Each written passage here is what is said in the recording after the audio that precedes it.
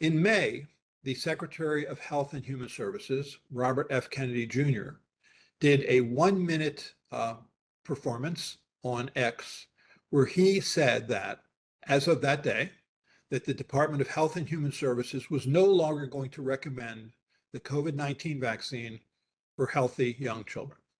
So does that make sense? Does that recommendation comport with the data from what we know about what's going on with COVID in young children? There was a presentation by the CDC, the Centers for Disease Control and Prevention, a few months ago by a veteran CDC researcher named Fiona Havers.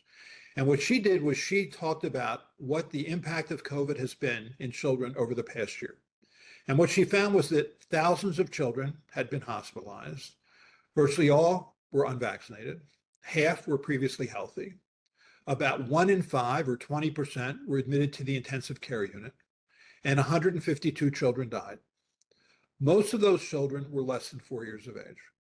So looking at those data, of course, it's important to vaccinate your children with a primary vaccine series because children, even though they're much, much, much less likely to suffer and die from COVID than, say, someone over 75 years of age, still they can suffer and be hospitalized and die from this illness. So I think it's important to vaccinate our children. Now, the CDC has sort of, in response to that statement by Robert F. Kennedy Jr., has now listed that as shared clinical decision-making. So it's not as strong of a recommendation as existed before Robert F. Kennedy Jr. made that statement.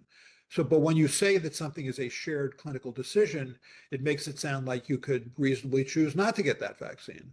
But I think that's not a reasonable choice, given that we know that this vaccine is safe, given that we know it's effective, especially highly effective at keeping children out of the hospital and out of the intensive care unit, which is really the goal.